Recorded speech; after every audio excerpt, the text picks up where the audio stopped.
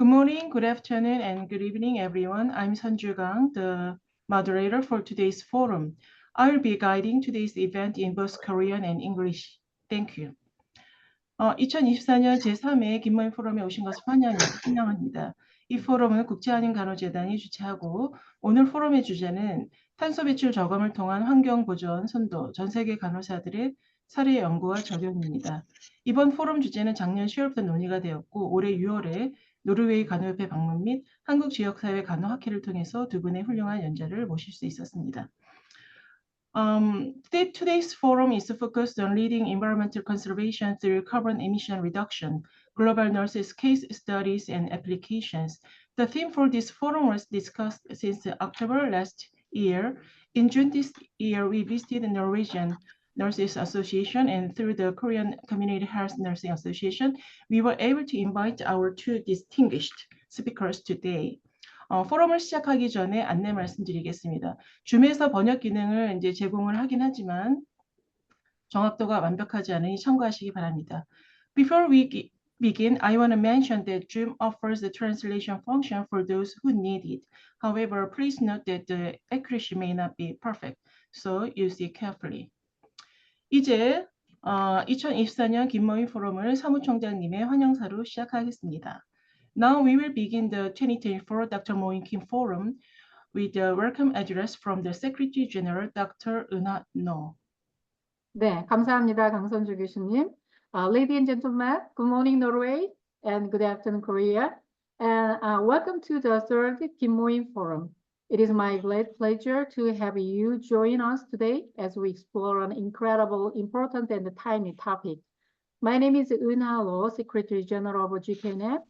I am honored to open today's forum. We are privileged to be joined by two distinguished speakers, Ms. Britta Mariejan-Ness, the Senior Advisor at the Western Norway Regional Health Authority, and Kim Myung 선생님, a dedicated public health professionals from the Eunpyeonggu Health Center in Korea.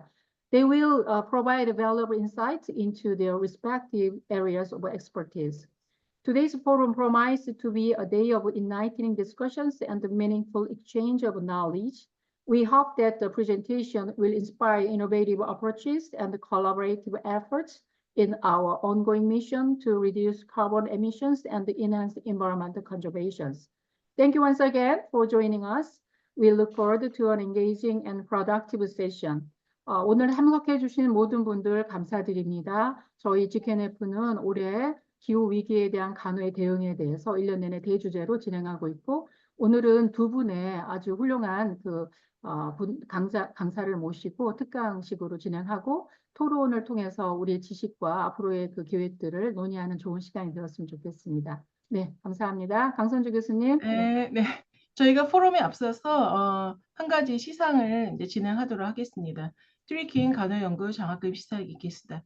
Before we proceed our forum, we will have the Three Kim Nursing Research Grant Award ceremony.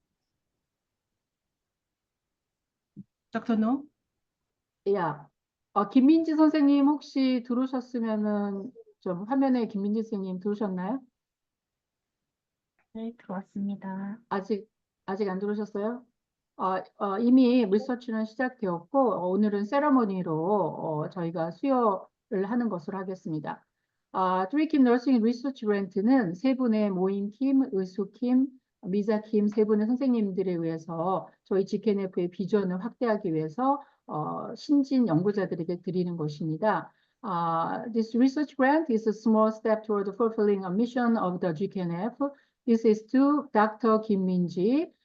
She is working at the Clinical Simulation Center, Yonsei University College of Medicine. Her research is developing and evaluating a disaster nursing simulation using metaverse, focusing on the recovery phase. 김민지 박사님 축하드립니다. 함께 하시기로 오늘 했는데 오늘 김모임 포럼을 맞아서 이렇게 세레머니를 하게 되었습니다. 그러면 우리 강선주 교수님 계속해서 특강 이어주시기 바랍니다. Thank you, Dr. 이제 기조 연설을 시작하겠습니다. 오늘 두 분의 연사 중 한 분은 영어로, 한 분은 한국어로 발표하실 예정입니다. 첫 번째 연사이신 미스 브리타 모리슨 네스는 노르웨이 서부 지역 보건당국의 수석 고문이시며 노르웨이 병원의 탄소 배출 저감 활동에 대해 발표하실 예정입니다. 발표 후에는 Q&A 시간이 있기 때문에 발표 중에 채팅창에 질문을 남겨주시면 감사하겠습니다. Now let's move on to keynote addresses. We have two speakers today. One will present in English and the other in Korean. Our first speaker, Ms. Britta Morrison-Nast, is the Senior Advisor at Western Norway Regional Health Authority, where she coordinates the region activities on sustainability, focusing on reducing the carbon footprint of hospitals. She also represents Health Vest in the National Cooperation Committee for Social Responsibility. Today, she will present on current activities for reducing carbon emissions in Norwegian hospitals. Please join me in welcoming Ms. Nast.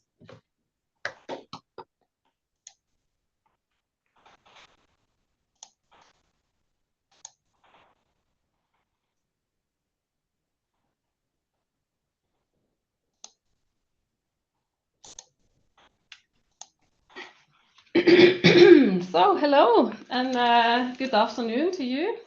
Thank you very much for inviting me to this event. I'm really happy about that. I guess you know this first picture here with the UN's Sustainable Development Goals.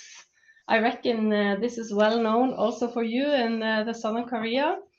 This is like a basis on the work we do on sustainability. And if you look at goal number 17, which is partnerships for the goals, in Norwegian, the translation of goal number 17 is cooperation for the goals.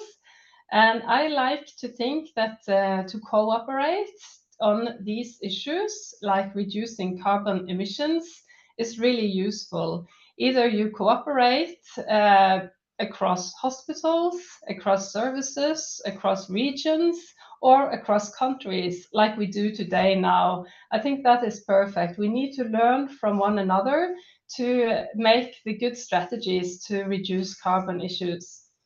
So what I will talk to you about today is a little bit on how we are organized in my country, because I reckon there might be some differences. And then I will talk about how we work with carbon emissions in Norwegian hospitals. And then say a little bit about single-use products, which is a project that we are working a lot on these days. And I will say some about procurement. So now I wanted to show you a film concerning responsible consumption and production. And also this project that we're working on about reducing consumption.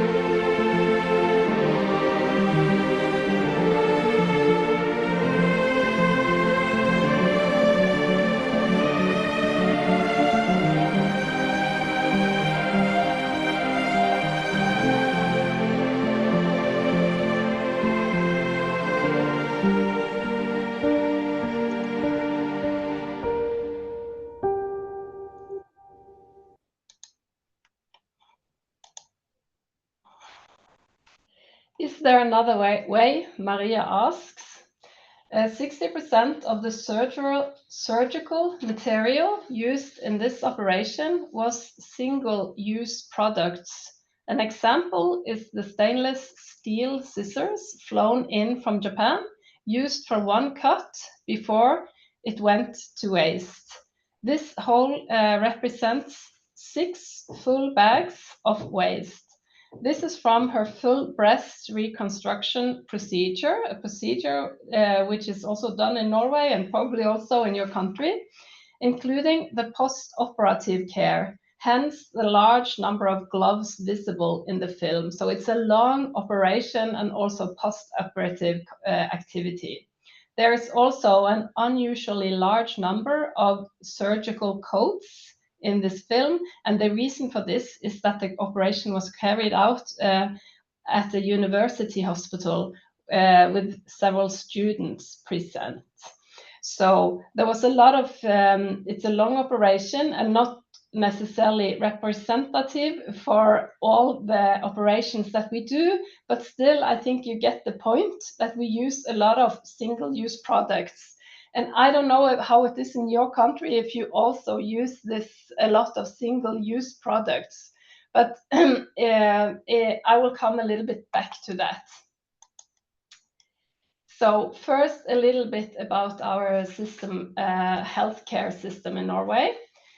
There are 4 core principles on our system. It's free and equal access to our services along the country. There's a high degree of decentralization, and it's financed by general taxes, and there's a universal coverage.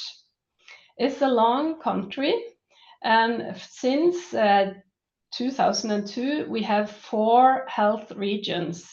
So in total in Norway, we are only 5.5 million people, and I know that you are 10 times bigger than us, but I do hope you can learn some from our ways to do it, although we are a small country compared to you when it comes to inhabitants. We do have most of our inhabitants in the eastern area around Oslo. This is the east-southeast region with 3.2 million inhabitants. Oslo is our capital. You might have heard of Oslo. And then the western part is the next largest one. That's where I work. And there is Bergen situated, which is also a well-known city in our country.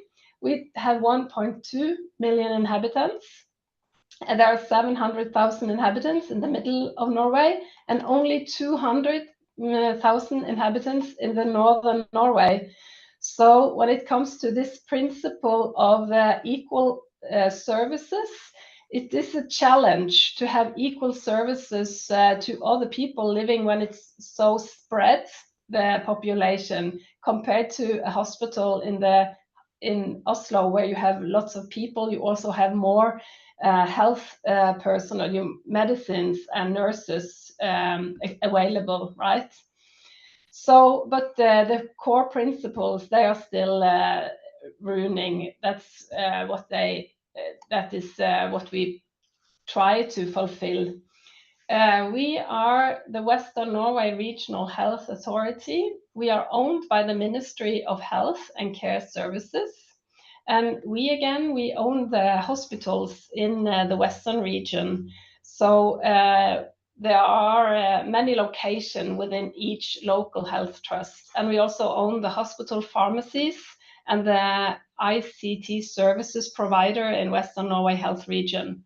In addition to all these hospitals and their locations, and we do have some private hospitals also, which are operating on a contract from us, the region. So like in Bergen, 1/3 of the population in Bergen is operated by a private actor, which has then a contract with us. In addition to this, we also have a private alternative, which does not have anything to do with us in the region. And they provide also health services, but you have to pay it yourself. All this is for the patient for free, right? Or you have a small fee, but like $50 fee. You also have a private alternative, and it's actually growing a little bit, and that is because there are less waiting time. There's no waiting time, of course, if it's urgent in our system, but for some services you do have a little, and some operations you do have some waiting time. So if you want to have it quicker and you want to pay for it, there is an alternative also.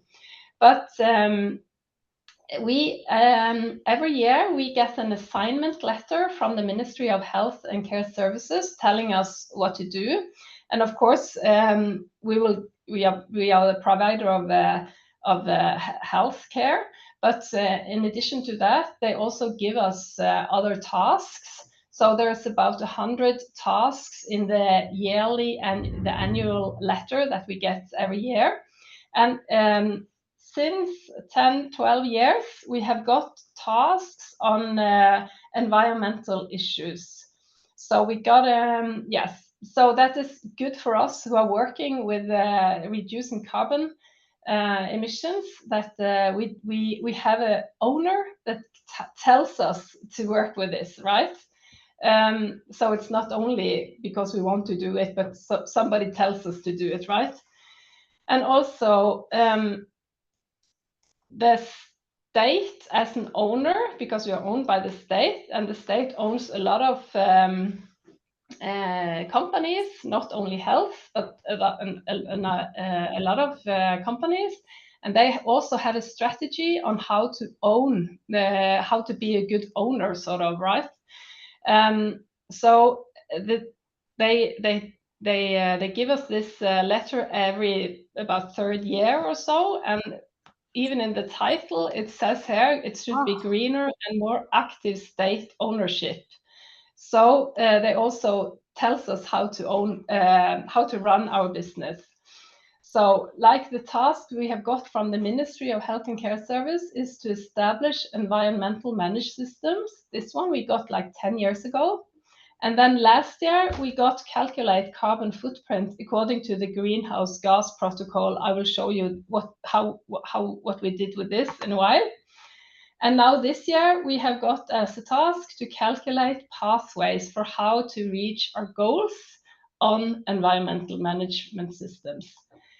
So this is the state's expectations of the companies that they own. They want us to have ambitions, goals, and strategies, not only for profit and economic factors, but also on planet factors and people factors. So also on the climate, on biodiversity and ecosystems, and also on human rights and decent working conditions. I also work with those conditions. But now today we'll talk mostly about the climate. Excuse me. So this is the state's expectations to us to have strategies on all these issues, right? So now I go to our work only on reducing emissions or on sustainability. So what we did was that we thought that we should cooperate on reducing carbon emissions in hospitals, because every hospital has the same challenges. It's more or less you do the same things, and we should cooperate in making strategies and goals on reducing carbon emissions. So one person from each region is in this cooperation committee on sustainability. So I represent the West. And then I have another group with all the hospitals in my region. So we meet every month to discuss issues around environmental issues or reducing carbon emissions. So we have the contact with the hospital, and then in this cooperation committee, we have the contact to all the directors. So if we are preparing a paper or suggesting goals, for instance, it's the directors who put their word on it and say, okay, this is fine, we go for this. And then when we do this, it means that it's all the hospitals in the whole country has to follow, right? So it's an effective organization on sustainability and reducing carbon emissions. We also arrange a national conference every year in April, and we write a report on sustainability every year, and we make this carbon footprint accounting that I will show you in a while. And we also have webinars on different topics. So whenever you want to, you're welcome to our conference in April every year. As I said, we started with environmental managed system. I don't know if you know the International Organization of Standardization. Probably you do, I guess, yes. So the ISO 14001, we followed. You learn to set goals. Environmental managed system, you have to discuss, environmental policy of your business aspects, compliance obligation. You have to discuss risks and opportunities. You have to do an audit, right? So this is a good start for us. So we started with this certificate, but we didn't think it was enough because the goal could be strategic, tactical, or operational. You can choose your goals yourselves. We didn't feel that we could, get everyone involved in our work with this, right?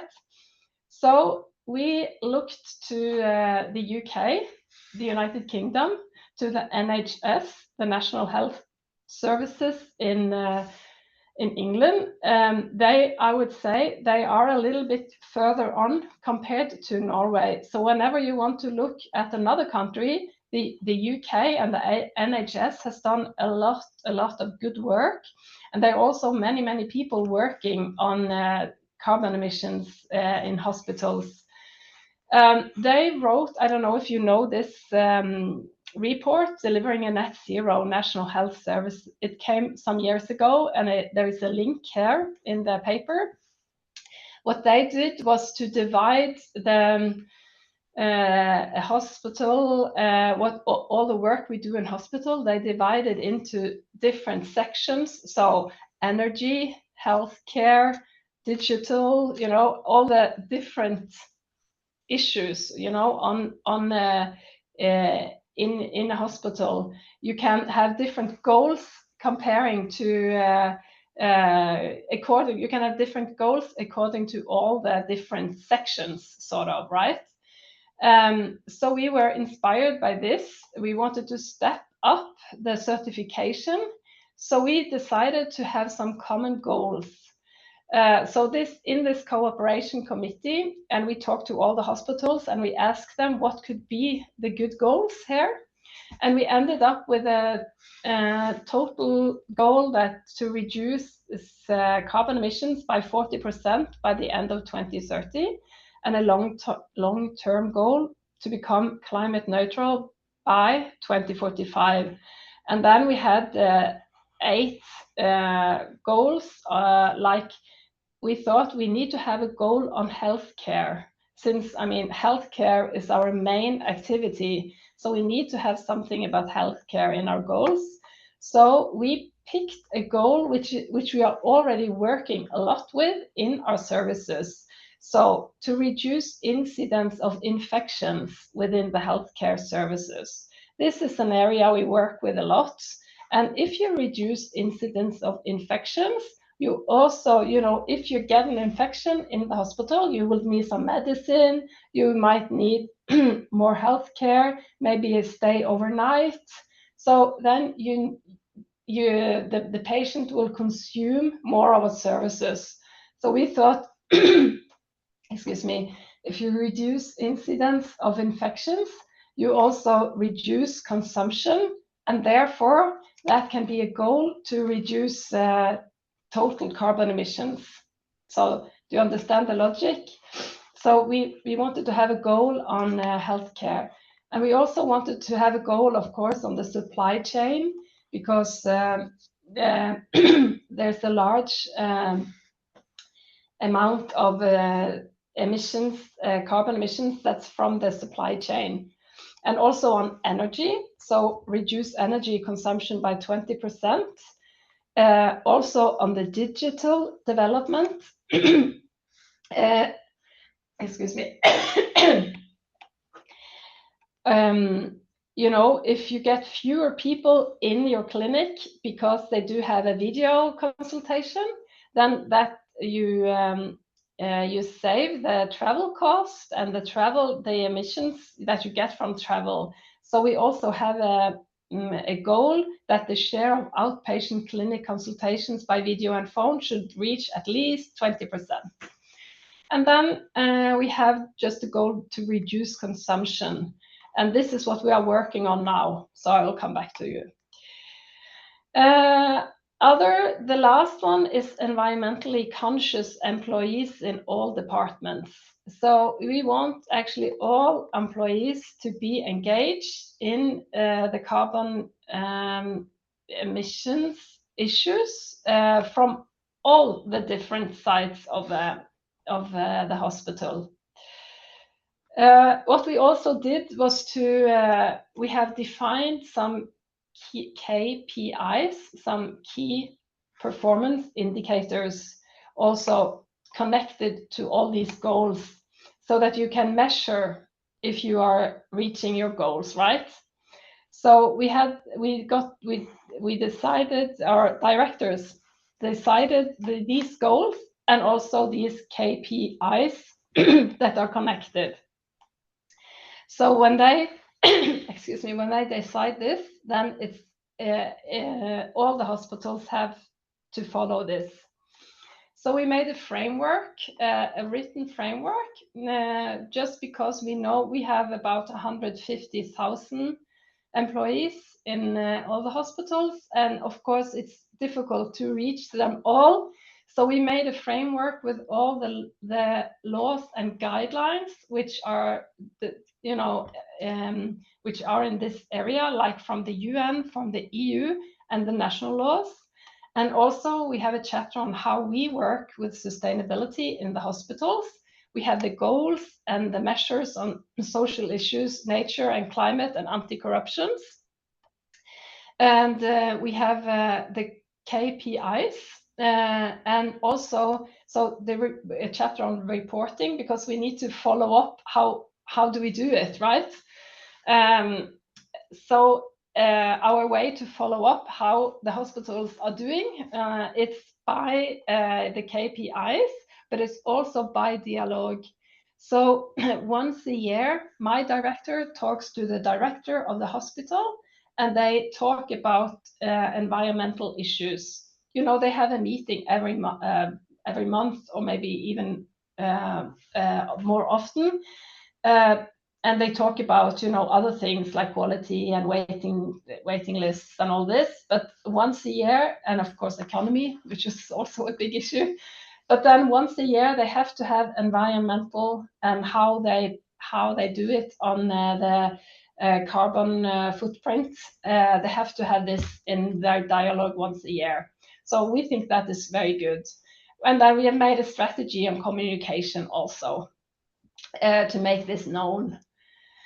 So what we did, our strategy on communication is to make we have a website. There is a link here to our footprint, to the website. Here you go to the key KPIs. Here you can see how we are doing. And our year of comparing is 2019. So we are now we have numbers for 2023. So from 2019 to 2023, we have reduced carbon emissions with 33%. And this is only for scope 1 and 2. So it's energy and also travels and gases. Here is not the supply chain. I don't know if you're familiar with the scope 1, 2, and 3. Yeah. If you click on these, you will come into the indicators, the KPIs. So we've translated, of course, this website is in Norwegian, but we've translated a couple of pages so you can see. So here is which region are you? You can click for a region and you can click for your hospital, right? And here is all the hospitals. So this is a picture of our consumption of anesthetic gases. The desflurane gases is really a highly potent gas with lot of emissions, carbon emissions. And we got to know this about the anesthetic gas desflurane about 2019. And we told our hospital to reduce the use of the gas desflurane. And here you can see, like, this is the eastern Norway, how the reduction is really, they have really done a good job in this. This is the west where I work. We didn't use it that much, but still you can see one of our hospital, because this is the west. It's really, if you look at 2022, there are very little use of this desflurane, but the hospital of Stavanger, they do still have some use of desflurane.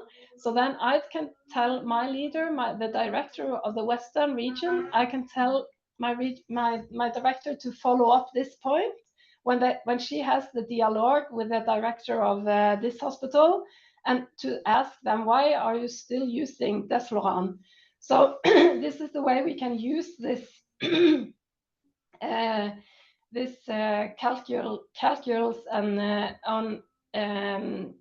to follow up the hospitals. So each hospital, they put in their values on on all the different issues or different indicators. I will show you another one. Here is our direct emissions. So this is scope 1 and 2. Energy is the largest one, so 55%, and then it's transport patients and gases and transportation employees. So since 2019, we've had a reduction, and this is mostly due to the pandemic, because there were a lot of, there were less travels. So it's increasing a little bit now. And this is, but now we have bought some electricity from, which is like a green electricity. It's from the industry, and they install a machine that when the energy is producing, they instead of burning the energy which comes out from the industry, they make it to green energy that the hospital can use. So this is why we are reducing a lot now in 2022.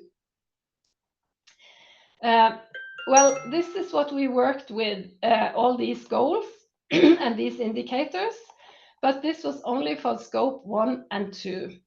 And you probably know, if you've been working with the scopes, that the huge footprint is from scope 3, and that is the supply chain. So, and also the Ministry of Health last year asked us to make a calculation also of carbon emissions for scope 3. So what we did then was that we looked to England again, and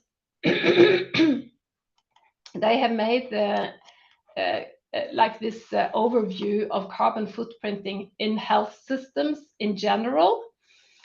So they say in general, the supply chain would be a lot of your carbon footprint, and then the delivery of care and the travels, and also like the energy use.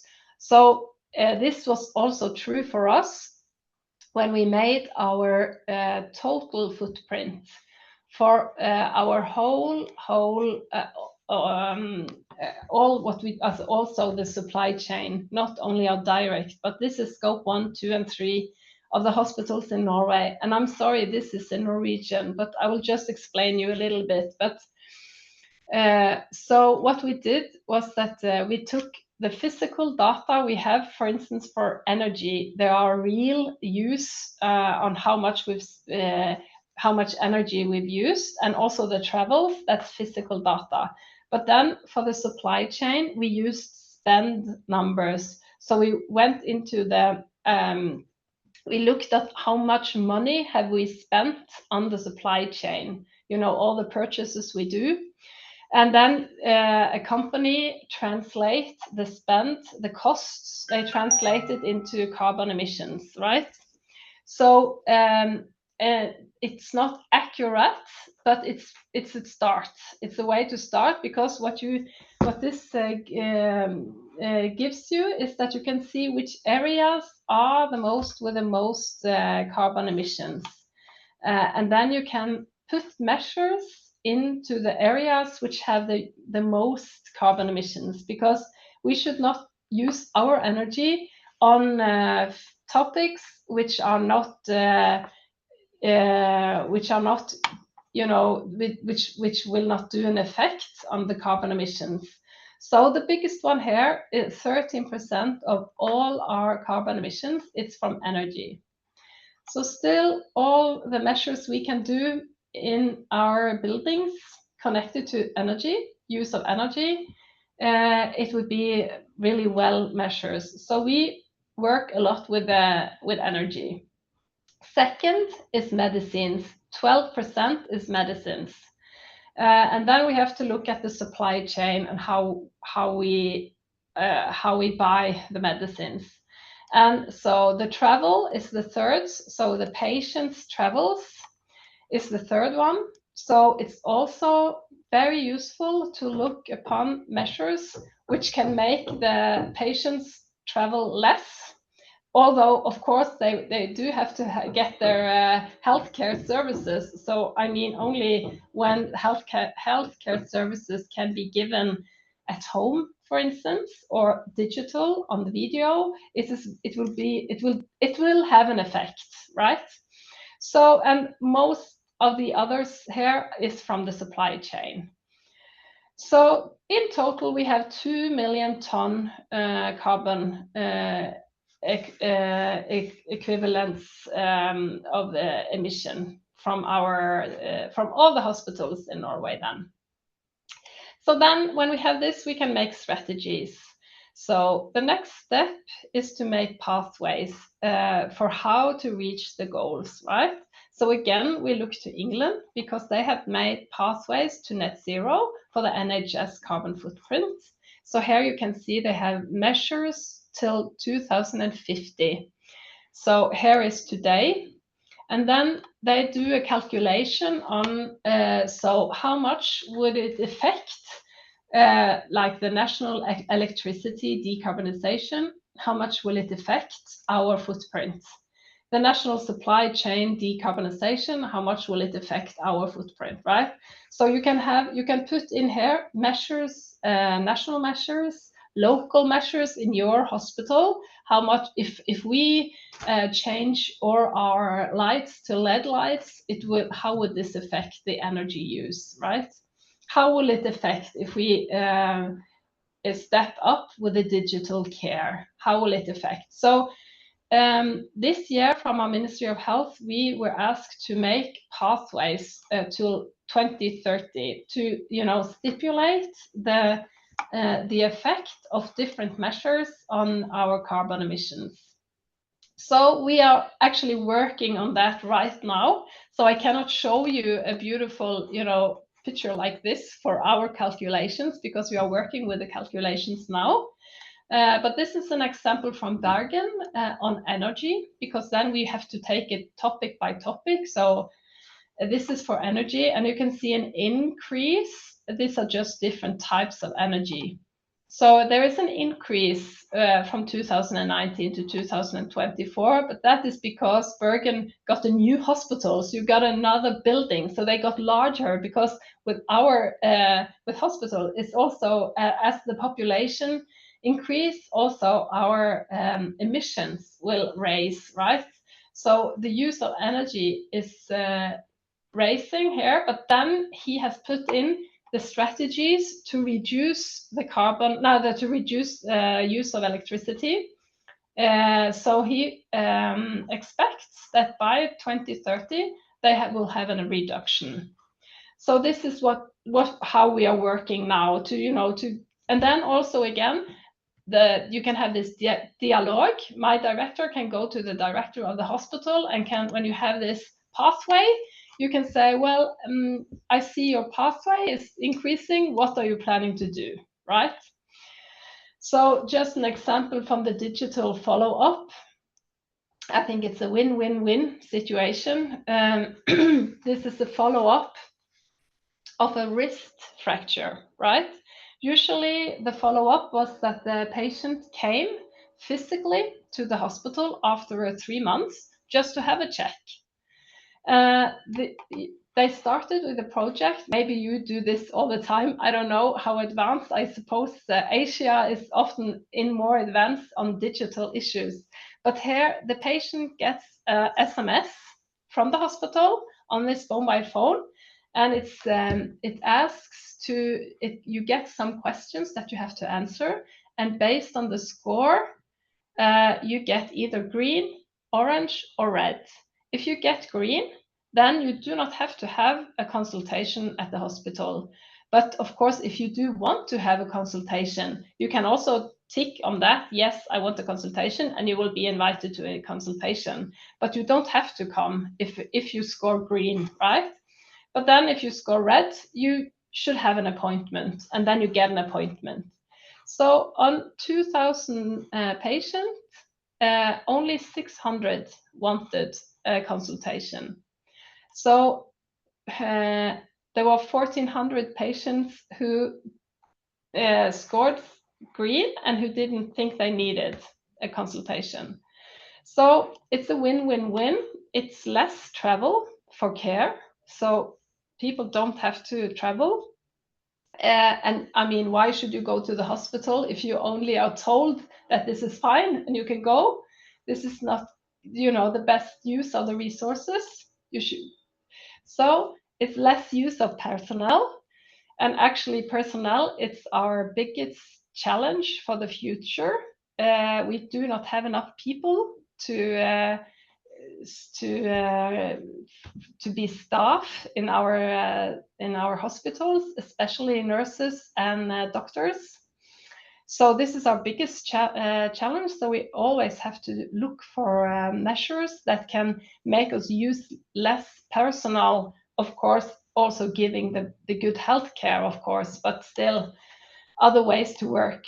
And you reduce carbon footprints by doing it this way, and you also reduce costs. So this is a win-win-win project, I would say. We also have the same, this is a virtual anesthesia clinic in Helse Førde Health Trust. Helse Førde is a hospital which has really long distances in its area. So here patients, they have a video consultation before operation. But I don't know, you probably know a lot of, do have many measures like this in your country. Anyway, we invited Mahmoud Butta to our conference now this April, and he really set fire on the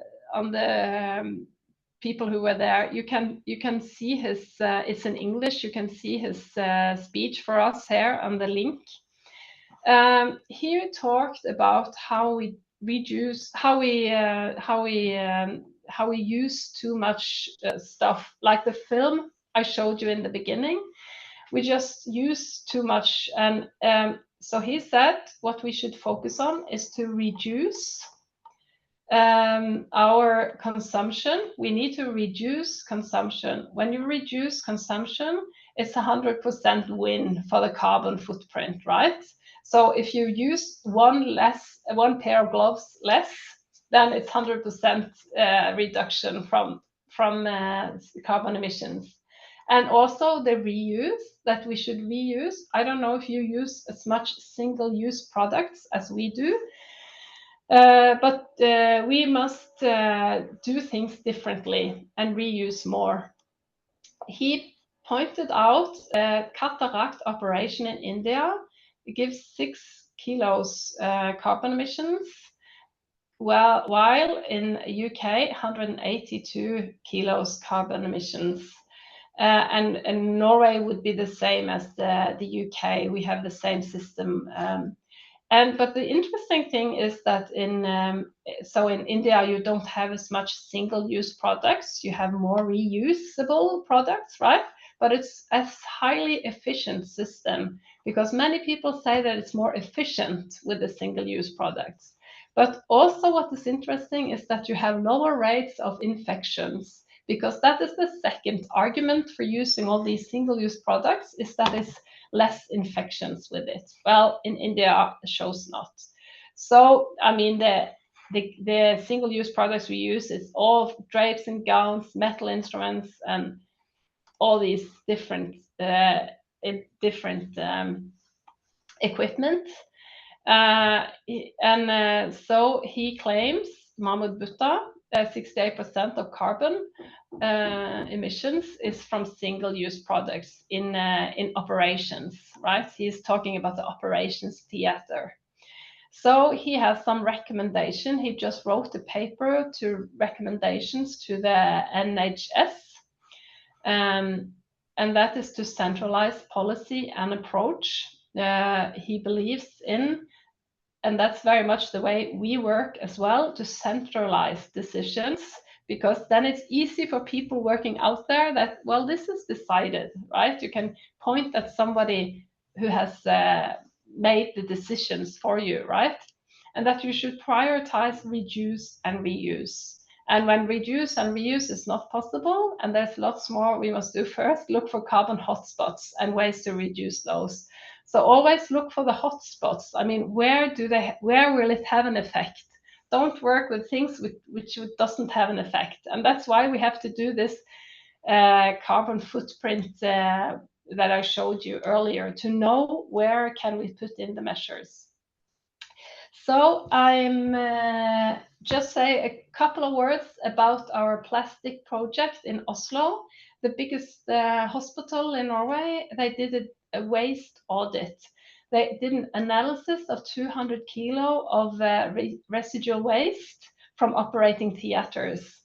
And they found that only 18% was actually residual waste, and there was 60% of plastic. And they reckon that about 40% of this plastic could have been used again if you had thrown it in another so it could be reused, right? But what they also found, it was a lot of unused products. And if you scale it up, this was one hospital in Oslo, but if you scale it up to all the hospitals in Norway, they estimate that about 400 tons of unused products are being put in the waste every year. And that's just, we cannot do it this way, right? We have to do something about it. And I will just show our consumption of unsterile gloves in the Western Norway, where in my region. So before the pandemic, you see this is one hospital, the yellow line here. 5.3 million gloves was used, while as in the pandemic it raised, and you see now it's still 6.7. So it's too high use of gloves, right? People, they don't use the gloves correctly. So there's a campaign going on that.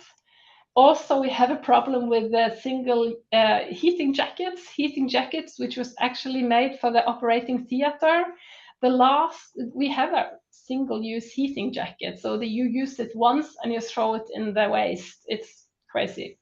But the thing is that the last jacket we got from the industry was quite good looking. It's a blue jacket, and you know the staff, they use white clothes. So with this blue jacket, I thought it was quite cool. So the use of these jackets has increased enormously. You see here one hospital go from 11,000 to 48,000 this year. So and it goes right into the waste. It's not good. So I see that I've used my time, but I will say that so this is what we work a lot with now, to reduce consumption. I think we have, and that's also about how people reckon which which gear they put on, but it's also the supply chain and our sisters, for instance, that we use. We need to have more products that you can use several times. So in addition, of course, to all this, we also work with climate adjustment. You know, there are more storms, more floods. I'm sure you know about this as well. So we have, you know, examples with hospitals that have had floods inside, and we also need to work on measures to resist this the climate changes. We also look into our impact on the environment, like here is an analysis of the water in close to Oslo, and you analyze how medicine influence the water, and you see there are some environmental risks on some of the, you can probably recognize the substances here from medicines. We work with electric transport. This is ambulance, electric ambulance. The problem with ambulance is that it's too heavy, you know, the stuff you need inside. So this is a quite small ambulance, and this is the first electric one. The batteries are not big enough, you know, to cope with the heavy gear. And then, yeah, just a little bit about the supply chain and the procurement. We have about less than 4,000 agreements with different suppliers, and they also, if you see to the right here, they have a restriction list to avoid products that contain materials and chemicals. Like you can see the chemicals on this list: phthalate, bisphenol, and these. And they have a strategy that we shall prioritize products with a low carbon footprint and without chemicals that are harmful to health and the environment, in line with the government's action plan for the circular economy. So this circularity is something we try to make the producers take more into their production line. So, but the production line and the procurements also look into, you know, the workers' conditions like wages, noise, heat, safety, working hours, environmental issues also. So our company working with purchases, they have been to Malaysia to check working situations of the workers. So this is also an important work that we have to address, right? The human rights. I see you're probably here, so maybe there are some human rights issues in your industries. But anyway, just some last advices, some success factors. Set strategic, first you have to calculate your footprint, assess the current situation, and use analysis of climate-related risks and opportunities. So you establish the current situation, so you know where to put the measures. Set strategic ambitions, centralize goals, and define the key performance indicators. Create an action plan, design measures on all levels, and then you use the plan, do, check, act model on implement the transformation. Check, is this working? Is it not working? Thank you. Oh, wow. Thank you for helping us recognize the need and various possibilities for reducing carbon emissions in hospital settings. So we are almost out of time, but before we conclude, is there anyone who just to ask a question to Ms. Nas? Yes. Yeah, Professor Zhang. Okay. Thank you for the good lecture. It is very interesting because we are concerned about those kind of issues, but we don't start yet. So I have a question for the one question regarding your lectures. The green hospital policy is it is a good thing, but I think it is not easy to start very first time. So did you can you introduce what were the challenges and how did you overcome that when you start this policy, because many even some employee in hospital, they also will think about the green hospital, the policy, but it is not easy to change their behavior, or many times we are concerned about the infection control and the save the money and so those things. Yes. I know, and well, it helps a lot that the director is positive. I mean, the really the highest, you know, and also the ministry, they are positive. So then, you know, they can talk about these things, you know, at the same time as we talk about challenges on patient care. They can also say that this is also a challenge. We need to take care of our planet, right? So that helps. But I would say we work really, you know, slowly and consciously. We just got the word carbon emission into the strategy of digital healthcare, because the digital healthcare and the development of digital healthcare is they also have a strategy, right? So 3 pages. And when I talked to the person working with this at first, he was, no, why should we have this? You know, people, they don't understand. It's a question of matureness, right? How mature the organization is on these issues, and many people they don't see why, you know. So then but we are thinking that we should move slowly, right? And I mean, we don't put this on top like you have to do this, and we are more nudging like small can I come and have a lecture for your people, a half an hour maybe, you know, like just inviting you in and do it, you know, slowly. But I think that it's a good thing when the leaders see this. And my leader means that just to recruit people, it's important to have a strategy on these issues, because young people in Norway, they are concerned about the planet, right? So they do not want to work a place that doesn't care about the planet. So she says that we have a problem with recruiting the good people. So, and that's another reason, is to have the young people working here, we need to have a strategy also on the climate. So, but there are a lot of obstacles. Many people, they don't want to hear about this. So, yeah. Okay, thank you. Good luck to your work. Thank you, Ms. Nass. The second presentation will be conducted in Korean, and so you may disconnect from Zoom if you wish. But however, we could appreciate if you could answer the 2 questions in English in the chat box. Can you see? There's 2 questions. Let me see. So could you please provide your response while we just proceed our second presentation?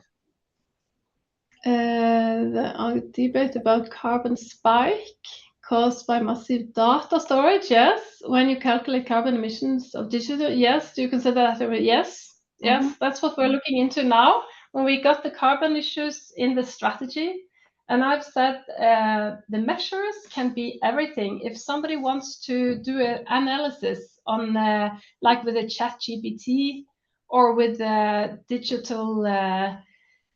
All the digital measures in healthcare, they also have a carbon footprint.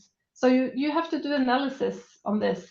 It should be, yes, so we are also looking into that. And I see the French pathway to carbon emission to 2030. All the EU countries, they have to make this pathways. So the French pathway, they have a lot of the digital things. So we are really looking into that. There are regulations from the governmental authority, but are there also punishment?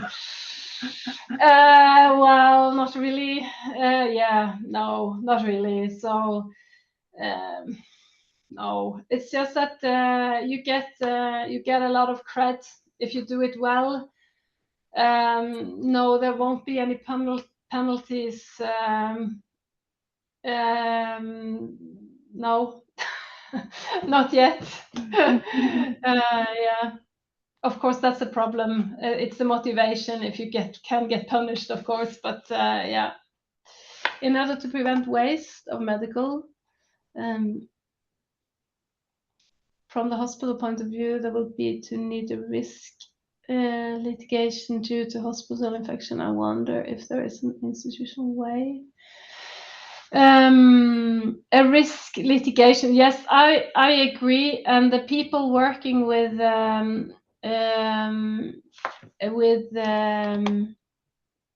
how do you say it, infections, the people working with infections, they say, who takes the risks if you introduce more not single-use products? Who takes the risk, and where should the level be?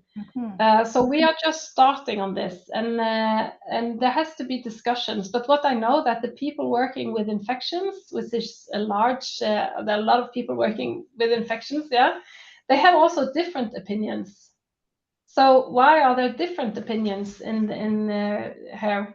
And it's obvious that the use of gloves, it's not only based on infections and to reduce infections, because they use it wrongly. You know, you use it all over, and then it's not protecting from infections any longer. So yes, but you need to do together in the hospital. What we plan to do is to gather many people. People working with infections, working with surgery, and the buyers. So we have to discuss this, how to move on. Okay, thank you once again. Thank you again. We really appreciate your contribution to this forum, and hope to see you in next April. Yes, I will send you an invitation. Yes, Okay. yes, that's Thank perfect. you. Thank you very much. Thank you. Bye-bye. 예. 네, 다음으로 두 번째 약간 5분 정도 좀 한 8분 늦어졌는데요. 죄송하게 생각합니다. 두 번째 연자이신 좀 편안하게 한국어로 하겠습니다. 두 번째 연자이신 김미영 과장님을 이제 소개해 드리겠습니다. 과장님은 서울 은평구 보건소 이제 과장님으로 계시고 지역사회 간호학 분야에서 다년간의 이제 경력을 쌓아 오셨습니다.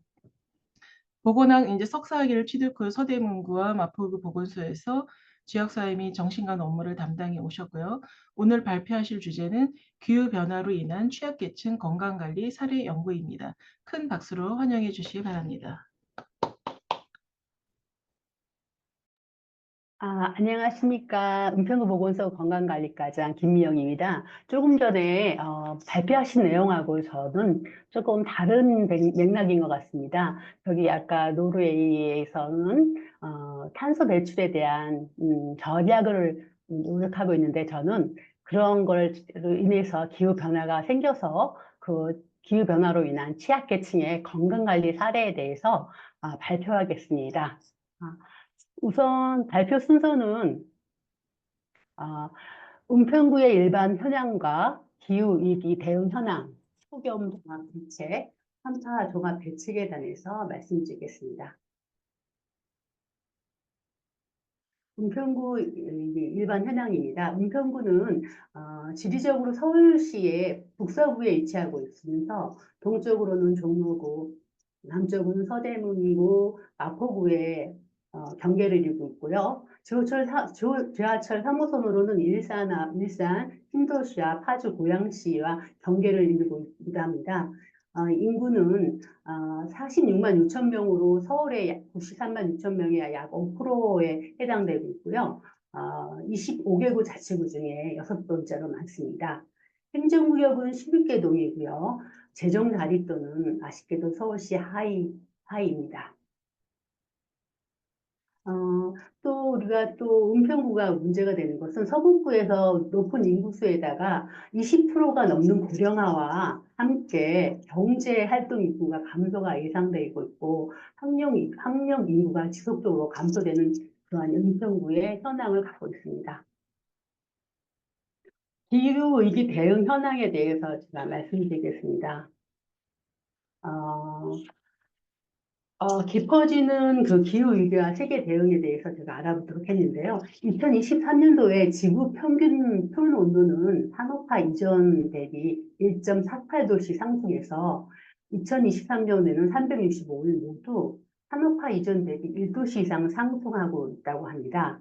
그래서 기상 관측 이래 174년 이래 역사상 가장 더운 해가 2023년이었는데 올해 다시 그걸 갱신해서 지금 평균 대기 온도가 가장 높은 해로 기록되고 있습니다.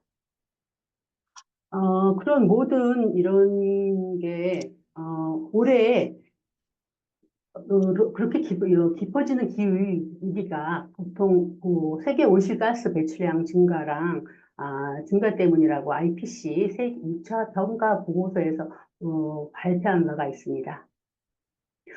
예. 이러한 기후위기에 의해서 국제기후 협상이 진행이 되고 있습니다. 1988년 IPCC 기후변화에 관한 정무 간 협의체가 설립되었고요.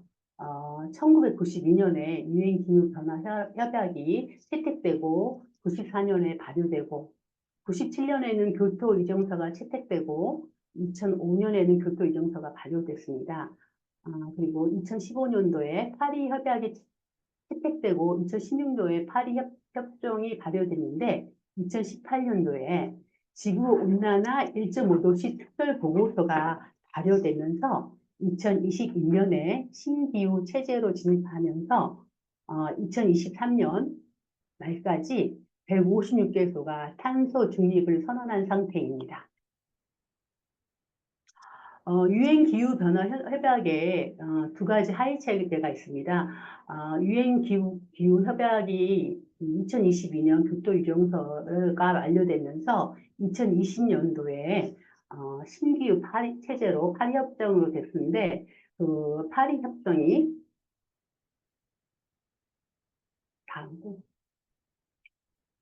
파리 협정이 장기 목표가 뭐냐하면 산업화 이전 대비 지구 평균 기온 상승을 2도씨부터 상당히 낮은 수준으로 낮추고 1도씨 이하로 제한하기 위한 노력을 추구하기로 했고 국가별 결정 기여 방식을 스스로 정하는 방식으로 감축을 채택하도록 하였습니다.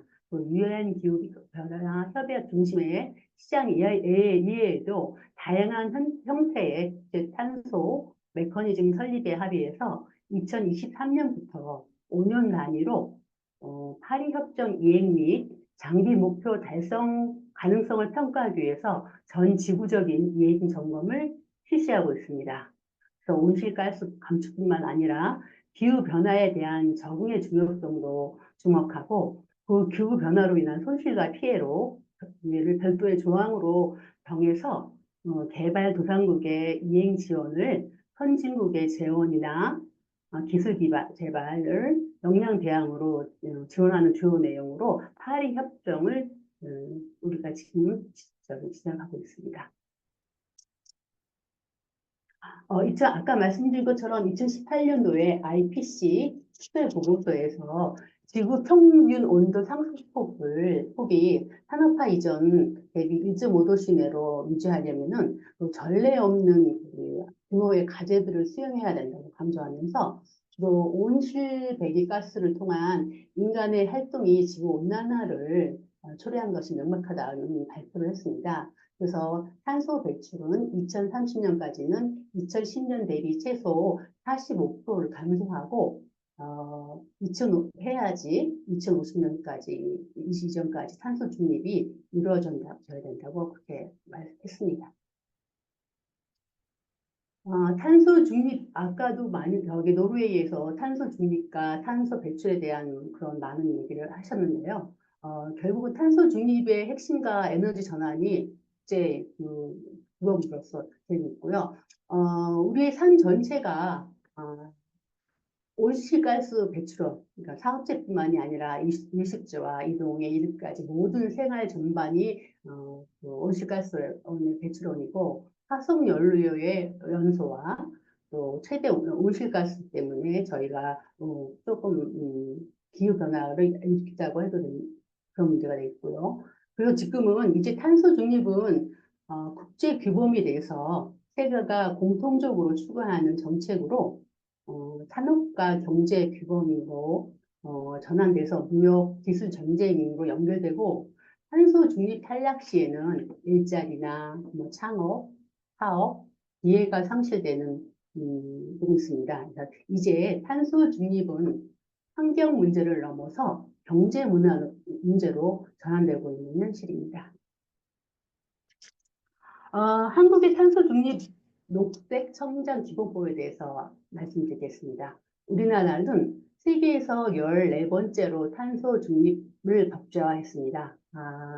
2030년 국가 온실 감축 목표를 2018년 대비 35% 이상 감축하고 그걸 하는 것을 목표로 2022년 3월 25일부터 시행했습니다. 기후 대응 기금을 탄소 중립, 녹색 성장 이행 확산, 온실가스 감축, 기후위기 전환, 정의로운 사회 전환, 녹색 성장을 분야별 시책으로 통해서 2050년도에 탄소 중립과 환경 경제와 조화로운 것을 이루는 것을 비전으로 한국의 탄소 중립 녹색 성장 기본법이 제정되었습니다. 기후 변화와 도시, 지방정부의 세 가지 측면이 있습니다. 우선 기후 변화로 인해서 여러 가지 피해를 받고 있는 건 도시가 있죠. 도시가 여러 가지 피해를 받고 있죠. 폭우나 산사태, 물난리, 해수면 상승, 산불, 폭염, 한파 같은 건강 위험과 경제적인 부정적인 영향이 있는 경제에 부정적인 영향이 있는데 이 또한 모두 도시의 책임이라고 볼 수 있습니다.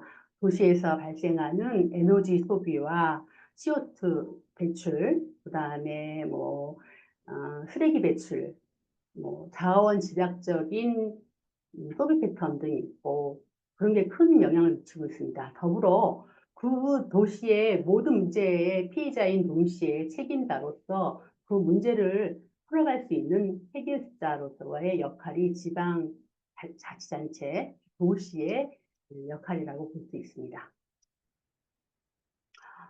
기후변화 대응 지방자치단체 역할에서 아까 제가 좀 전에 말씀드린 것처럼 우리 도시 지방자치단체는 에너지 소유자이자 온실가스의 배출원이지만 온실가스 저감 노력이 가능하고 또 규제자이면서 개발의 주체로서 토지 이용과 수송 체계 이런 것에 대한 규제를 할 수 있어서 우리가 규제를 통해 관리할 수 있고 또 우리가 탄소 배출이라든가 화석연료 사용에 대한 정보 제공이나 동기부여 를 통해서 소비자들에 대한 소비 양식에 대한 영향을 줄 수 있는 촉진자로서 역할을 할 수 있고 또한 지역 주민들에게 에너지 생산이나 배분의 지로서 새로운 에너지로서 전환할 수 있는 생산자로서의 역할이 지방자치단체의 역할로 볼 수 있습니다. 서울특별시 자치구들도 탄소 중립에 대한 노력의 첫걸음으로서 조례를 제정하고 있고요. 조례를 제정해서 다양한 노력을 기울이고 있는데요. 우리 은평구도 2022년 7월 7일에 조례를 제정함으로써 적극적인 활동을 하고 있습니다. 은평구의 탄소 중립을 위한 노력으로 녹색 성장 기본계획 수립이 있습니다. 저희는 녹색 성장 기본계획을 수립해서 그린 건물, 수송, 에너지, 순환, 숲, 실천에 대한 추진 전략을 통해서 2050년까지 탄소 중립 은평을 만들기 위해서 여기 보시다시피 여기에 다양한 부서들이 다 참여하고 있습니다. 다양한 부서들이 탄소 중립을 위한 다양한 사업을 펼치고 노력하고 있는 중입니다. 또한 은평구 자치단체 정부뿐만이 아니라 은평 구민들도 정부와 함께 다양한 노력을 하고 있습니다. 청년들을 UCC 공모전이라든가 재생물품 재활용이라든가 탄소 중립 시범 거리를 선포해서 탄소가 없는 거리를 만든다거나 그래서 지속적이고 다양한 적극적인 노력을 지금 우리 은평구는 기울이고 있습니다. 이렇듯 기후 위기를 위한 지방자치단체의 가자와 거버넌스에 대해서 제가 말씀드리겠습니다. 우선 민간에서는 활동거나 네트워크들이 그 다양한 요구를 공공한테 요구를 해서 하게 되면 공공은 거기에 맞춰서 조례나 정책을 수립하고 또한 민간이 같이 활동하는 참여해서 적극적으로 뭐 예산 지원이라든가 정책을 펼쳐서 민관이 협치해서 기후 위기에 대응할 수 있는 에너지, 뭐 탄소 중립이라든가 탄소를 절감하는 사업을 펼치는 게 저희 지방자치단체의 과제라고 저는 생각하고 있습니다. 지금 어제도 건강도시 WHO와 서태평양에서 건강도시를 대한 포럼을 서울에서 실행했습니다. 저희 은평구에서 저희가 환경에 대해서 잘했다고 상을 어제 수상한 경험이 있습니다.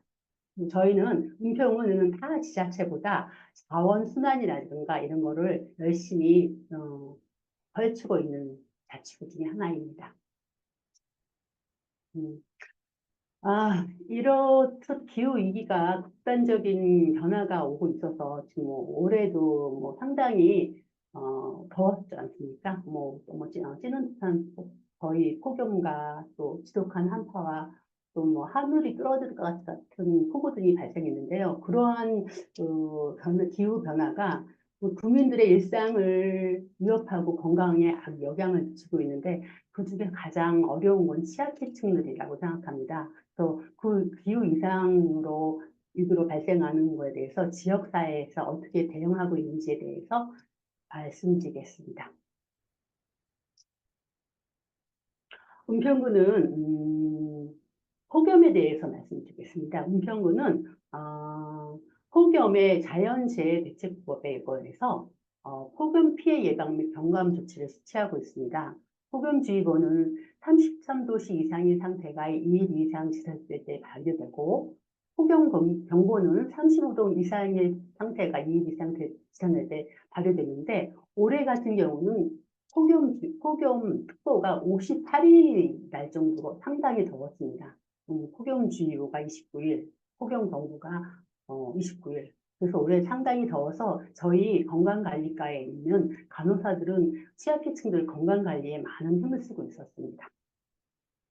저희 특히 또 우리는 위기경보 단계별로 대응체계를 구성해서 운영하고 있습니다. 관심, 주의, 경계, 심각에 따라서 상황실을 운영하는데 저희가 가장 심각할 경우에는 우리 은평구의 구청장님이 상황실장이 되어서 각 단계별 매뉴얼에 맞춰서 주요 임무를 하고 있습니다. 폭염 종합지원 상황실 구성입니다. 보통 상황총괄반, 복지대책반, 시설관리반, 홍보지원반이 있는데 저희 건강관리과는 여기 복지대책반에서 취약계층의 안전대책 및 무더위 신청 운영관리, 건강관리에 힘쓰고 있습니다. 실시간 폭염 관리 사항에 대해서 저희는 저희 은평구 보건소뿐만이 아니라 은평구 전체 자치단체의 모든 부서가 아까 사업을 펼친다고 했지 않습니까? 우리 안전관리과에는 폭염 상황 관리 피해팀을 구성해서 우리 운영하고 있고 또 온열 질환이라든가 감염병 조기 발견 감시 체계를 운영하고 또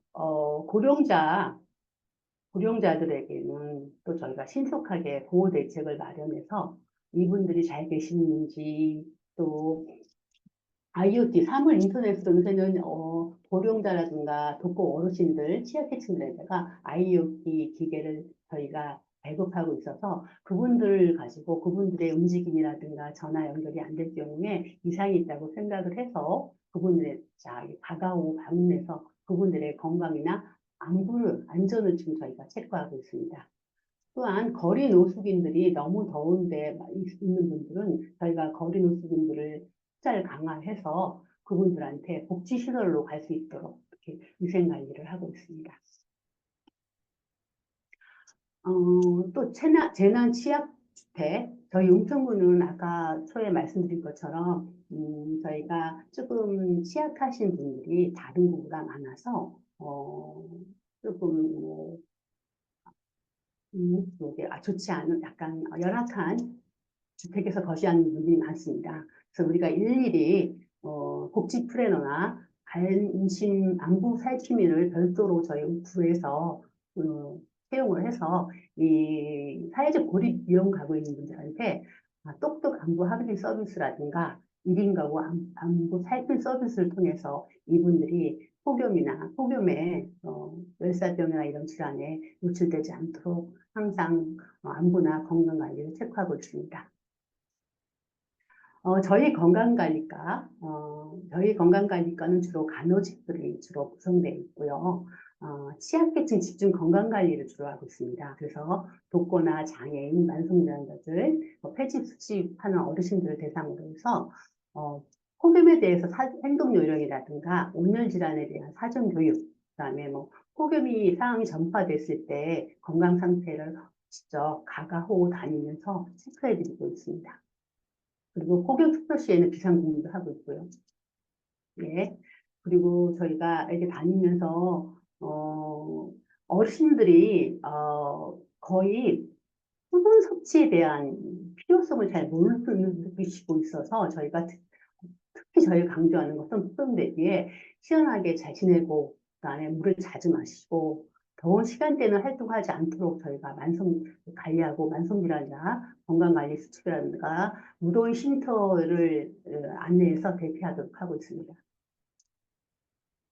그래서 폭염 대피 시설이라든가 5년 질환 예방 가이드 같은 거를 제작 배포해서 나눠드리고 또 우리 얼음 주머니라든가 얼음민 같은 거를 배포해서 멜살병 등 어려운 오늘 질환을 예방하도록 관리하고 있습니다.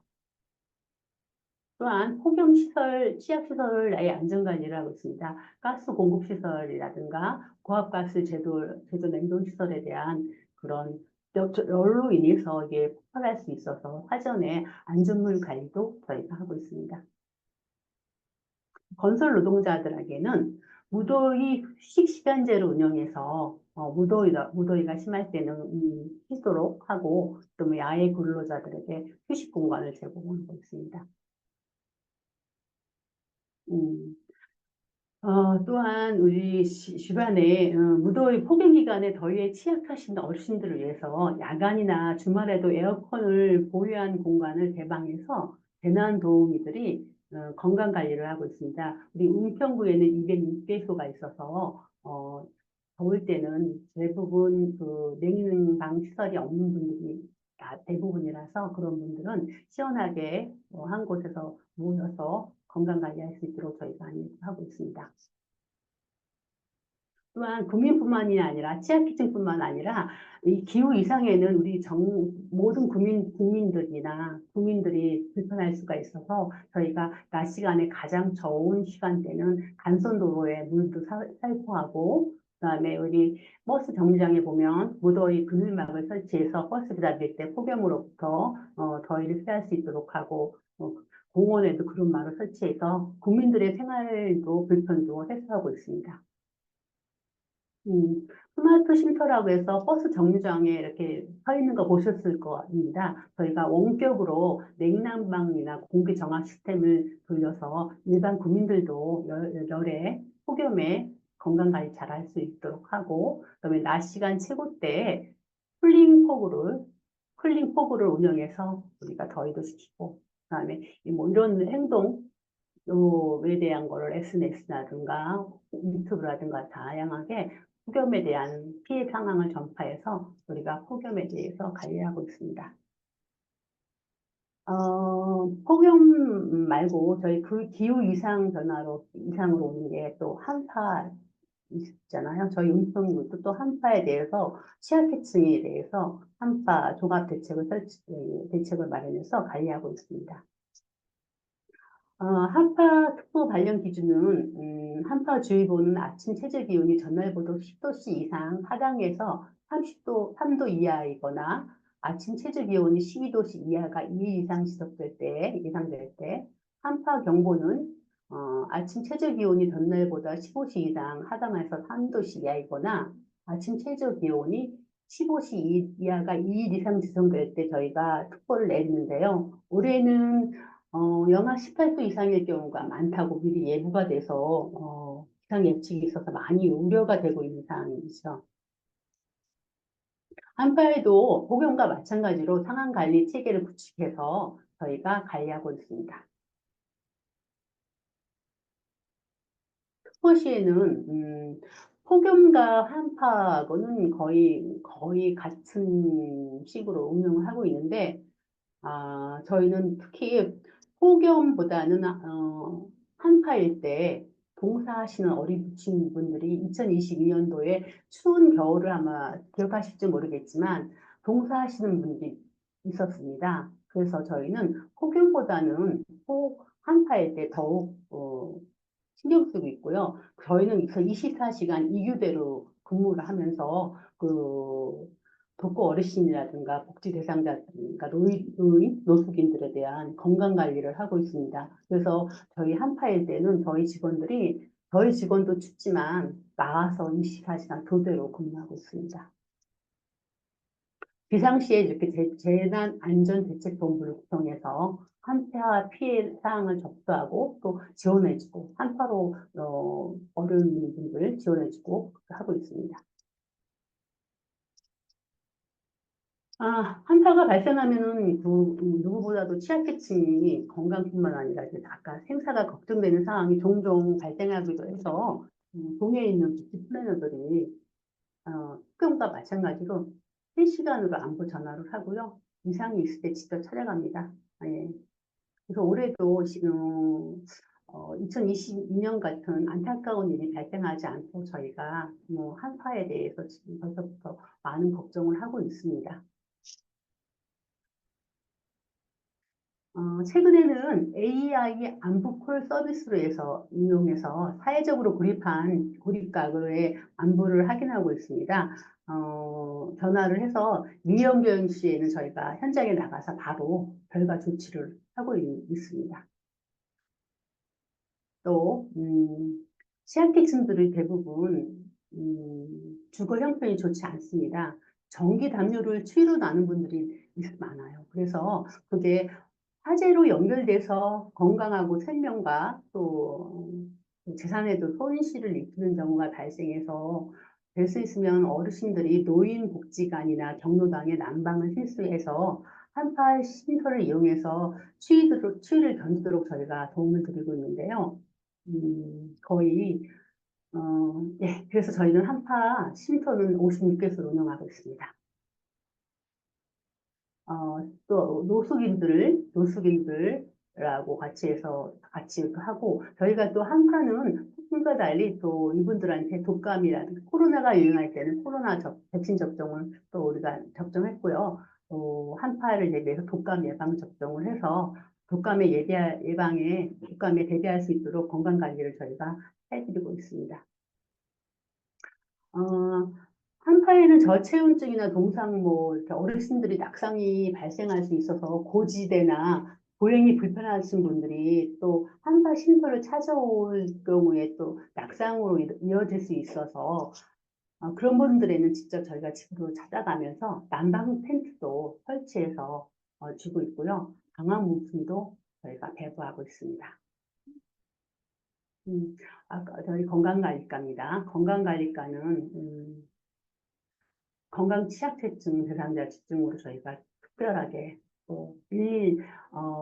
폭염도 열사병으로 힘드시지만 이렇게 긴급 상황이 발생하는 경우가 덜어 있어서 저희가 119나 응급센터를 통해서 저희가 몇 명의 세명을 구하는 경우가 있습니다.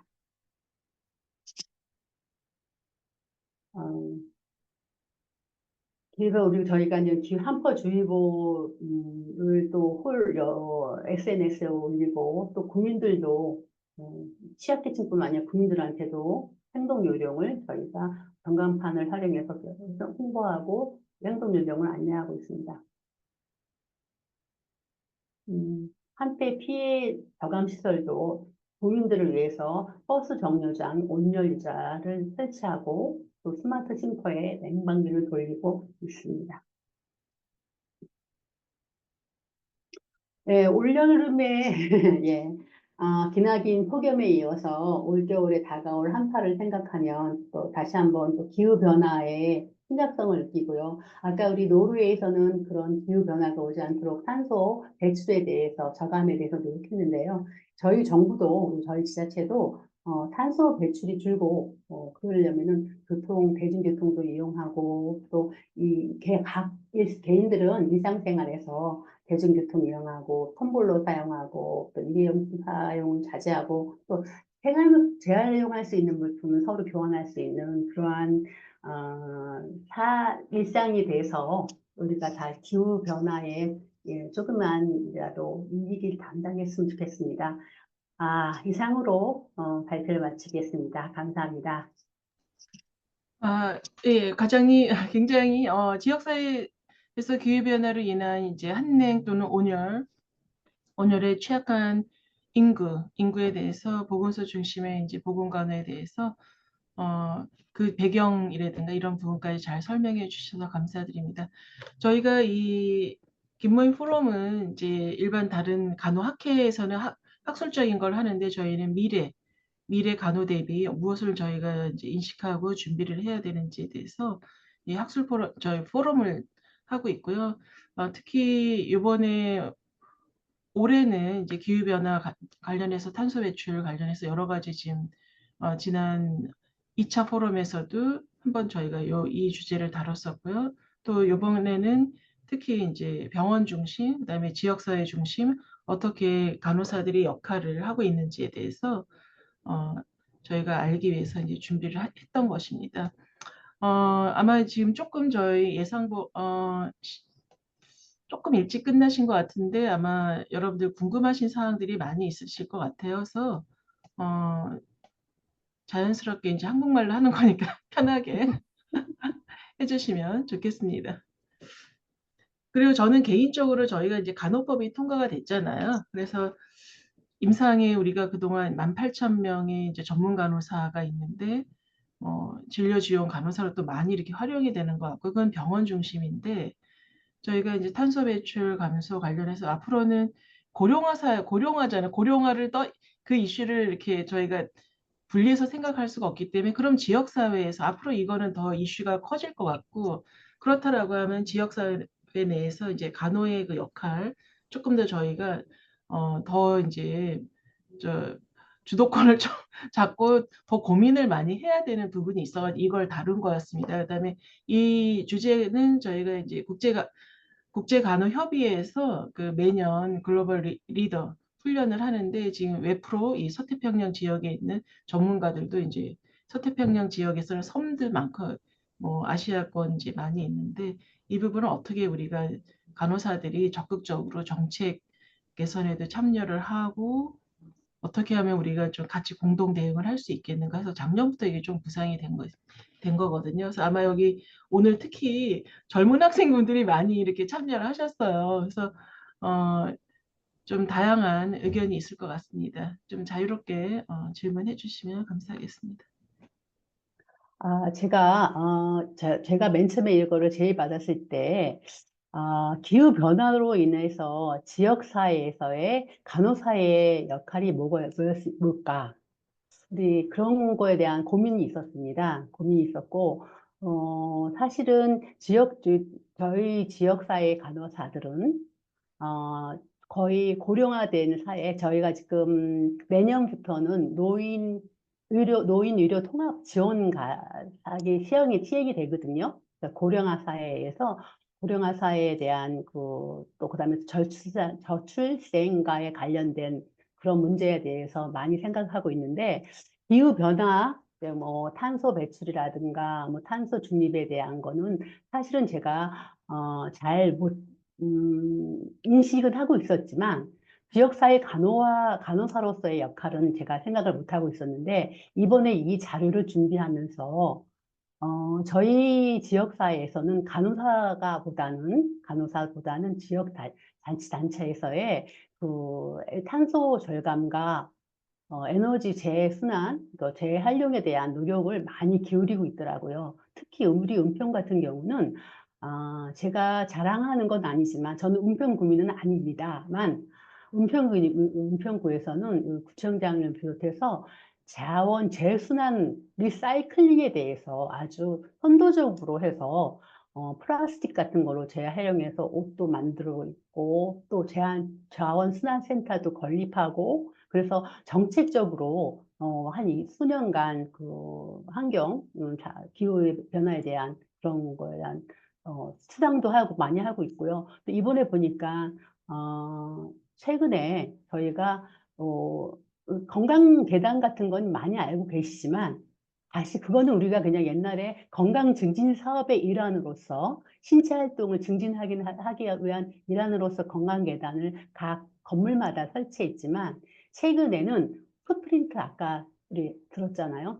그거에 대해서 걷기로 우리가 대중교통이라든가 엘리베이터를 이용하지 않고 계단을 이용함으로써 우리가 탄소 배출을 줄일 수 있다는 그러한 거를 다시 한번 생각을 해서 단순히 이게 건강 증진 사업이라고 해서 신체 활동 증진이나 건강 증진 사업도 우리가 에너지 절감이라든가 탄소 배출 절감이라고 사업과 연결시킬 수 있는 맥락이 있다라는 생각을 내가 지금 이번에 자료를 준비하면서 좋은 기회를 주셔서 저도 한번 여기에 많이 생각을 하는 기회가 됐습니다. 말씀 감사합니다.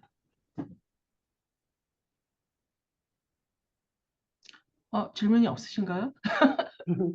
제가 생각하기에 없을 것 같습니다. 왜냐하면 지역사회에 대해서 우리 대부분 임상에 저희 간호학생들이 실습을 나와도 임상을 위주로 하지 지역사회 간호에 대해서 크게 잘 모르고 나오고 보건소의 사업에 대해서 크게 인식을 못하고 있는 상황이라서 제가 지역사회 간호학을 우리 학생들한테 할 때 임상도 중요하지만 지역사회 간호사의 역할도 강조하고 있습니다. 예. 저는 아마, 아까 첫 번째 발표 연작에서 이제 그 스코업이 몇 개가 있었잖아요. 그러면서 예. 퇴학이라든가 환자 이동, 저희는 이미 하고 있습니다. 그렇게. 그죠? 이미 그 예, 하고 차량 있죠. 자체를 뭐 전기차로 한다거나 전기차로 하고 있고, 저희 알고, 예. 죄송합니다. 그래서 제가 한 가지, 예. 아까 우리가 노르웨이보다 조금 더 선도적으로 하고 있다는 거를 좀 네. 말씀드리고 싶은 건, 저희는 이미 손목 닥터라고 해서, 거기는 아까, 그렇죠?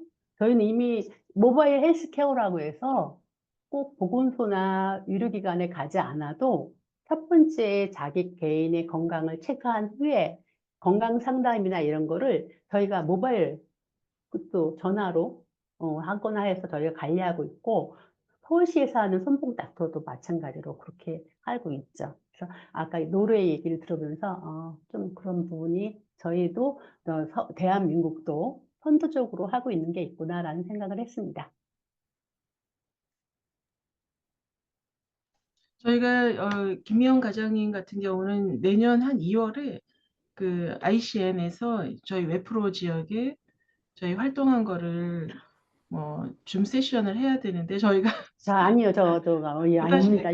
이거는 이 내용이 제가 이거 내용을 준비하면서 기후 변화로 인한 취약계층의 건강 관리에 대한 지역사회에서 역할이 너무 할 수 있는 게 한정되어 있는 것 같아서 이 내용이 괜찮겠습니까? 발표하기가? 이 내용에서 좀 전에 말씀하신 아까 그 와치해가지고 했던 그런 거를 조금 더 그런 거를 구체적으로 해주시면 좋으실 것 같아요. 모바일 헬스라든가 손목 닥터라든가 예, 그다음에 그런 거. 그 그런 디지털해서 우리는 이렇게 지금 하고 있다. 이런 거. 그다음에 고령화 계층 그렇게 하시면 좋으실 것 같고요. 혹시 뭐 사무총장님이나 뭐 다른 여기 우리 관심 하나 있게 하시는 분들 여쭤봐도 질문 없으신가요? 괜찮을까요? 여기 김민지 선생님이 질문하려고 하신 것 같아요. 아, 네네. 들리시나요? 네네. 과장님, 과장님께서 오히려 저는 이제 재난에 대해서 좀 관심이 많은 편이어서 사실은 이제 이렇게 지역사회에서 노력하고 계신 것들이 재난이 실제로 개인에게 와닿기 이전에 이미 예방의 차원에서 굉장히 노력을 하고 계시는 부분이라고 생각을 합니다. 그런데 사실 이제 보건소 과장님이시기 때문에 저는 일반 공무원들이 접근할 수 없는 자료에 대해서 그 보건소 과장님께서 접근할 수 있는 방향이 있다고 생각을 하는데요. 특히 응급의료센터나 아니면 응급실에 내원을 하게 되는 그 어떠한 질환으로 내원하게 되는지에 대한 정보를 보건소가 전부 다 주기적으로 받고 있는 걸로 저는 알고 있습니다. 그래서 사실상 이런 사업에 대한 결과들이 실제로 병원 내원율을 줄여주는지 정말 폭염이나 아니면 폭염이나 한파로 인한 응급실 내원율을 좀 줄이는 데 기여를 하는지 이런 것들을 함께 조금 그 아웃컴 그 성과들이나 아니면 결과들을 조금 같이 매칭하는 작업들을 조금 진행을 하고 계신지 이런 것들이 조금 궁금합니다. 우리가 사전에 폭염이나 한파로 인해서 병원을 이용하는 이거를 우리가 만약에 한파나 열사병이나 동상이나 저체온증이나 동사로 인해서 병원을 이용한 데이터가 있으면 저희가 시행하고 난 데이터랑 같이 비교가 될 텐데 아마 그런 건 없을 겁니다. 최근에 서울시에서 고령화 사회에 따라서 장수센터를 설치해서 공모사업으로 저희들 은평구가 공모사업 대사 지금 하나로 운영하고 있는데 대표적으로 운영하고 있는데 저희가 고령화 사회에 어르신들이 노화되거나 하기 전에 저희가 프로그램을 운영하고 운동 프로그램 그다음에 정서활동 이런 거를 하면서 장기 요양 등급으로 가기 전에 단계까지 가는 그런 데이터는 있어도 폭염이나 기후 변화로 인한 질환에 대한 데이터는 없는 걸로 알고 있습니다. 제가 보기에는 굉장히 보건소에서 이 부분에 대해서 그래도 많은 인력을 투자하시고 실제로 간호사들은 어쨌든 그런 폭염에 관련된 질환, 뭐 히트 스트레스라던가 아니면 히트 스트로크 같은 것들에 대한 이해들이 있기 때문에 관련된 지표들을 조금 개발해서 얻어낼 수 있다면은 이게 굉장히 사업적으로 보여줄 수 있고 실제로 투자한 것이 얼마나 이제 간호사들이 그 정보를 조직하는 힘을 이용해서 얼마나 많은 성과들을 보여줄 수 있는지를 좀 나타낼 수 있지 않을까 이런 생각을 해봤습니다. 저도 은평구 같은 경우에는 에너지 협동조합도 따로 있는 걸로 있죠. 알고 그쵸. 있고, 은평구가 네, 또 그런 데서 은평구가 굉장히 두각을 나타내는 보건소로 예. 알고 있기 때문에 네, 좀 많이 힘써주신다면 또 이렇게 저희가 더 기회가 좋은 되면 한번 네, 기회가 좋은 것 된다면 한번 같습니다. 제가 해보겠습니다. 예. 감사합니다. 우리나라에서 기후보건 영향평가는 이제 질병관리청에서 자료가 나오기 시작했어요. 근데 이게 매년 나오는 것 같지는 않고 거기는 각종 질병관리청에서 각 병원을 이렇게 모니터링 하잖아요. 그래서 지금 제가 자료 이거 한 2년 전에 나온 자료인데요. 거기에는 그냥 응급실 내원을 한자 뭐 이런 정도, 그다음에 통계청에서의 한랭이냐 온열 그걸로 인해서 사망을 한자 이런 통계들은 있어도 아마 좀 전에 우리 김민지 선생님께서 얘기해 주신 거를 저희가 좀 더 간호사가 그런 쪽에 좀 준비가 된다라고 하면 더 많이 기여를 할 수 있을 것 같습니다. 오늘 시간이 이제 많이 경과했고 더 질문이 없으신 것 같아요. 그래서 다시 한번 오늘 귀한 시간 내주셔서 이렇게 발표해 주신 우리 김희영 과장님께 감사를 드리겠습니다. 그리고 저희는 매번 저희가 분기별로 포럼을 하는데 포럼 끝나기 전에 저희 QR코드로 이제 설문, 그 만족도 조사를 참여해 주시고 앞으로 또 어떤 걸 해주시면 좋겠다라고 의견을 주시면 포럼 개선에 큰 도움이 됩니다. 국제한인간호재단은 저희 각 후원 회비랑 그다음에 저희가 여러 가지 사업을 하면서 하는 그 용역 비용으로 이제 유지가 되고는 있는데요. 적극적으로 저희가 후원금 모금을 이제 지금 진행하고 있으니까 관심 있는 분들의 많은 마음이 있는 곳에 물질이 있다. 그래서 많은 참여를 부탁을 드리도록 하겠습니다. 다시 한번 참여해 주신 모든 분들께 감사를 드립니다.